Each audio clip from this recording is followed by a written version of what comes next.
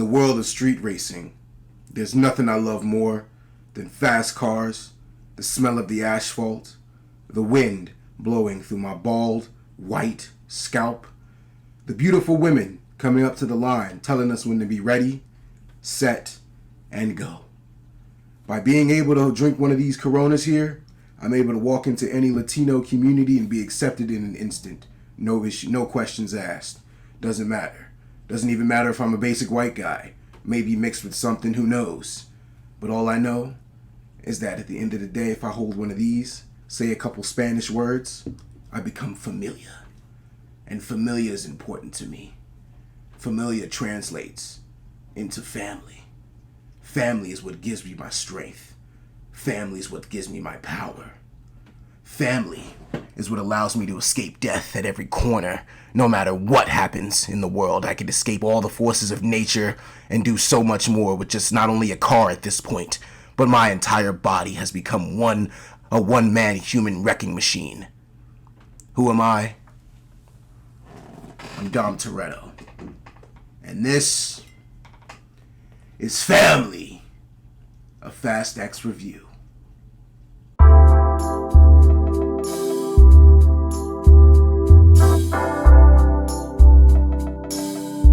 Hey guys, it's your guy in the chair here, and look, this is my review for Fast X, starring Vin Diesel, Jason Momoa, John Cena, Michelle Rodriguez, and was directed by Louis Lederer. And our story follows our beloved Dom Toretto and his family once again having to avoid danger because they have essentially, in the fifth movie, they killed Jason Momoa's father, and now Jason Momoa is back for full-on revenge and pure suffering. He wants to make sure that Dom lives to see his entire family die and suffers in the worst way possible. And that's the basic way to explain this plot. That's the only thing you really need to know here. It's a revenge story, and it's one that, honestly, I had a lot of fun in, but I'm going to hold off on that for a second. I just want to start this review by saying, look, I understand people have their gripes with the Fast and Furious franchise. I understand people have their problems with the fact that this franchise completely just leaves realism at home and just does not decide to bring it with them. When they travel, they decide to just leave any realistic thing that can happen in a movie. They don't want it a part of this franchise. And people have come over the years,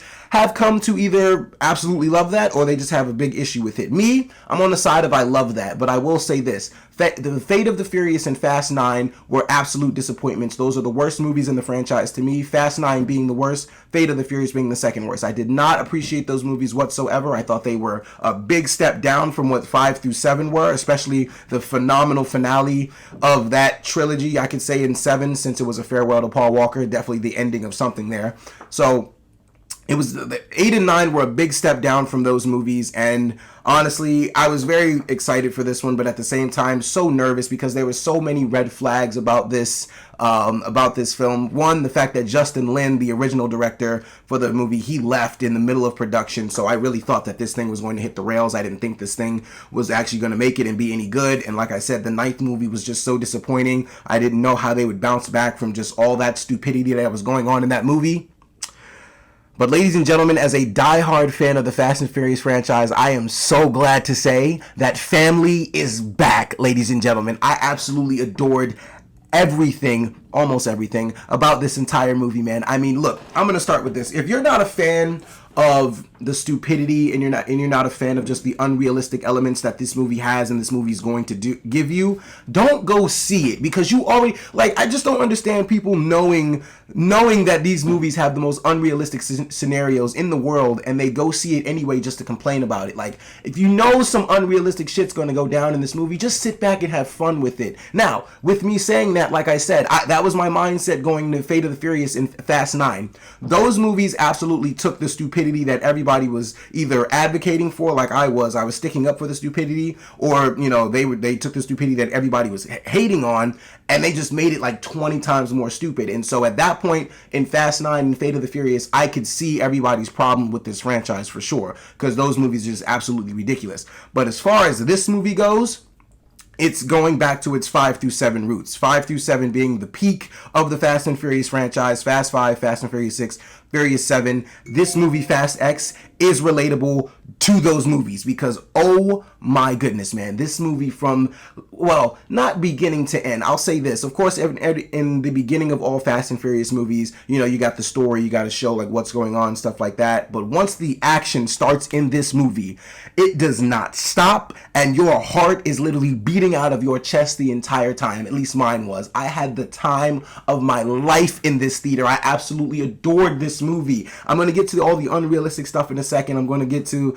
you know, essentially the craziness, the craziness that this world, the Fast and Furious franchise, has brought us to. But other than that, look, I have to start by addressing Jason Momoa for being the best villain this franchise has ever seen. By far. I mean, this dude brings such menacing energy to this character in a very comedic but terrifying way all at the same time. He's being funny, he's being terrifying, he's being just absolutely menacing, just, oh my god, manipulative. I mean, Jason Momoa really showed his ass off in this film, and I'm so happy to see like a villain actually getting the credit that they deserve, because I'm gonna be real with you, while Jason, the last good Fast and Furious villain I feel like this franchise has had was Luke Evans in 6. Jason Statham as Deckard Shaw is definitely a good character, but like in Furious 7, this guy was kind of just popping in and out as the villain for his revenge schemes. It wasn't necessarily like a cohesive actual pattern of him like actually being the villain throughout the film, because they were running into so many other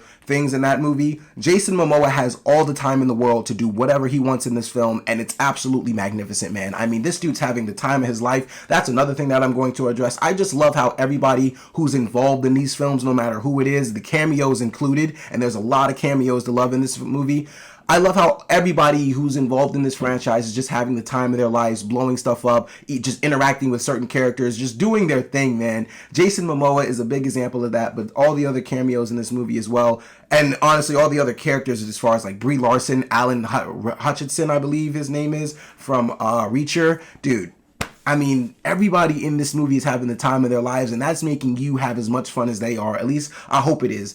Look, I started with Jason Momoa. The action in this movie is absolutely insane. I mean, where to begin? Before I even get to the ridiculous car stunts, let's start with the fight scenes. The fight scenes in this movie are absolutely ridiculous due to the fact that most of them are like 2 on 12, 1 on 10, 3 on 20. Like, the numbers are just outlandish here, and the fact that they're escaping these kind of scenarios, fighting, like, everybody gets a moment to shine in this movie. Charlize Theron gets a moment to shine in this movie. It's absolutely ridiculous. And I'm not just talking about her and Michelle Rodriguez's fight, which is incredible as well. But Charlize Theron gets a moment to shine. John Cena gets a moment to shine, of course. Jordana Brewster gets a moment to shine, of course. I mean, it's to the point where everybody in this franchise at this point has some sort of special skill that they can use to absolutely just make your jaw just go, like, what? Like, how can you even pull that off? The fight scenes in this movie are amazing. And now, the car scenes are absolutely ridiculous. But what else is new at this point? Look,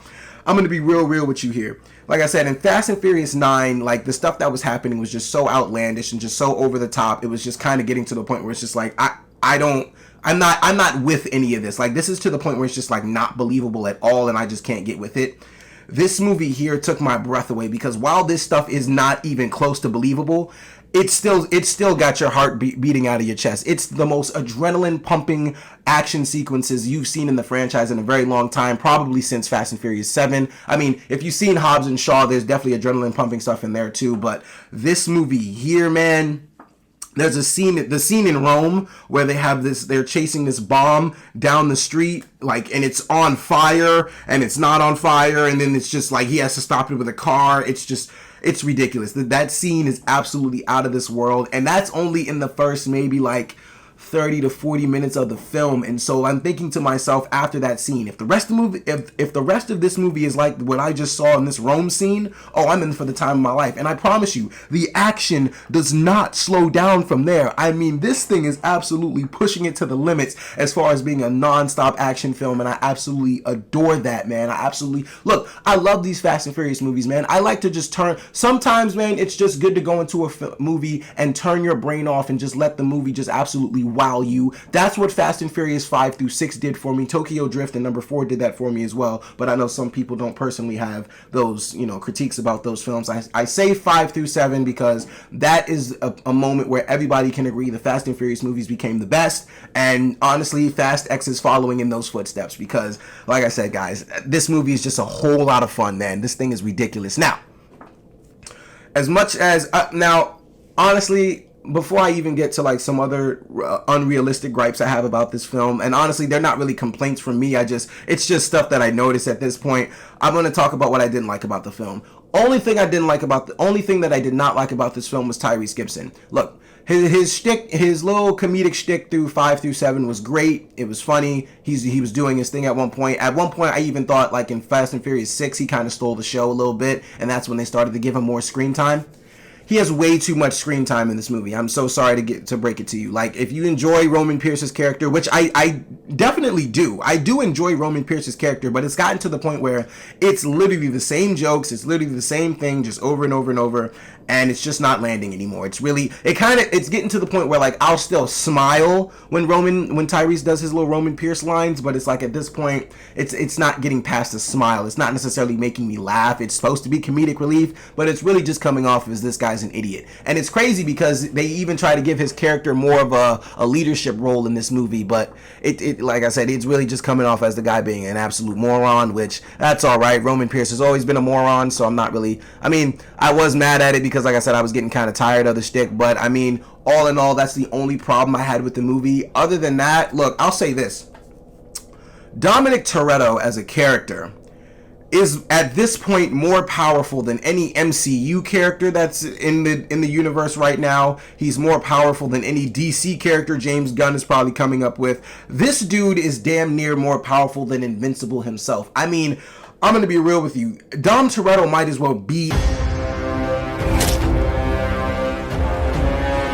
at this point because it's getting ridiculous. This dude is a superhuman. This dude is a literal superhuman. Let's forget the car for a second. You put this guy in a car, he's damn near able to complete any mission that you put him on. Even without the car in this movie, man, this dude is lifting cars. He's not necessarily throwing them at people, but there's this one scene where he lifts a car and damn near throws it at somebody, and it's pretty crazy. And then on top of that, this dude is this dude is fireproof. He's bulletproof. He's literally death proof. Look, this dude can defy any odds possible. Look. There are scenes in this movie where this dude is literally defying the forces of nature. Like, the after effects of explosions, like the wind and like the damage control the damage that it can do to like distances, he's just able to avoid all of that. Dom Toretto at this point has just become one of my favorite superheroes in cinema right now. This dude is just ridiculous, man. At this point, like I said, if you know all the unrealistic stuff that's going to happen in these films, so why not just sit back and enjoy it? And this movie does that, man. This movie lets you sit back and just enjoy all the stupidity, and it's honestly good stupidity. It's the stupidity from 5 through 7 that really made your jaw drop and really made you have some adrenaline ass times in a movie theater, man. And honestly, like I said, this movie gives back to its roots from the peak. It has the one-liners, it has the crazy action sequences. Oh my gosh. And on top of that, this movie has stakes. That's one thing that you could definitely say about the other movies. They didn't have as many stakes or as big as stakes because not a lot of people, there wasn't necessarily a feeling that any of these characters could realistically die because they're always killing off and bringing people back. There's actual stakes in this film. Now, there is a moment that kind of happens towards the end of the film that kind of takes back the fact that, this movie has stakes and still leaves a lot of possibilities open, but other than that, this movie does have stakes. There's actual tension in this movie. Like, there's actual moments where you are afraid of what's going to happen. And another thing to address about the whole Dom superhero thing, Dom is basically torn the entire movie because Jason Momoa's whole thing is to make him suffer and to make him choose who he's going to save from his family. I honestly, I understand that Dom has saved a lot of people in this franchise, But I didn't know we were going to get to a moment where it's literally like this guy's having Spider-Man issues where he's literally trying to decide between saving one and saving 1,000. Like, Dom damn near wants to say, and it's crazy that Dom has this crazy vendetta of saving people, because I promise you, through most of the shit that they do, there has to be so many just harmless, like innocent bystanders that die. Like, seriously, at some point, man, I literally, like, throughout this movie, I'm literally thinking to myself, I'm like, he is obsessed with saving people, but I promise you, in the last scene, 40 innocent bystanders had to die. There's no way that y'all did all this with no casualties whatsoever. But look, either way, Dominic Toretto is just an absolute insane guy, man. I absolutely adored everything that Vin Diesel gave in this performance. I'm not even gonna lie to you. This guy, watching the dramatic scenes, and they're very over dramatized. I won't lie to you. It's pretty crazy watching the dramatic stuff happen, and then the music in the background. I've just loved everything this Fast and Furious franchise has become. Well, like I said, except for the last two movies, I didn't like them going over the top and wanting to go to space and do dumb shit like that. This movie brings the franchise back to a normal ground for itself, as normal as this franchise can be, and you're having the time of your life, man. I mean, look, and on top of that, I'm going to talk about the ending to this film. The ending to this movie was one of the best endings in the franchise. It definitely it's a cliffhanger. It leaves you on the edge of your seat. And honestly, it does make me very excited for what's to come in these next sequels, man. I really cannot wait. But all in all, look, overall, guys, if you're a fan of the Fast and Furious franchise, I promise you this movie is one that you are going to be able to tell people that the Fast and Furious franchise is back almost better than ever. I mean, look, it's not necessarily better than 7. 5. It's not necessarily. I'm gonna say that this is a very fresh reaction because I just saw the movie yesterday, so I'm gonna let it sit with me for a little bit. It's definitely competing with 5. It may not be better than 5 all the way, but it's definitely competing with 5 as far as at least being like a 1A or like a A and B type situation where I can't necessarily separate the two by numbers. It's got to be an A and B situation because Fast X brought it. I got to give Vin Diesel all the credit in the world. I got to give Louis Lederer, the director, all the credit in the world because I really thought the fact that Justin Lin was done with the project, I really thought the Fast and Furious franchise was headed for the dust. And honestly, some people may still think it is headed for the dust, but me, I had the time of my life in this movie, man, and for all those reasons and so many more, guys, I'm going to give Fast X a 3.5 out of 5 stars. All right, guys, so Fast X, did you see it? What did you think about it? Look, just want to say this franchise, I absolutely adore this franchise because, one, they're the literal reason I drink Coronas now. I was a kid when I watched this thing, and all I would ever hear about is Dom. Before I could even drink beer, all I would ever hear about is Dom Toretto saying how good a Corona is. That always stuck in my mind once I was able to drink beer. I'm going to be real with you. He was not wrong. Coronas are amazing, so I could be a big sponsor for them, Corona, if you want me to be. Fast and Furious don't got to be your only sponsor, I promise. But look, either way, guys, thank you so much for watching. I really do appreciate it. Fast X, have you seen it? What did you think about it? Look, be sure to like, share, subscribe, all that good stuff and so much more. I really do appreciate it, guys. Look, this is your guy in the chair. More content coming to you soon.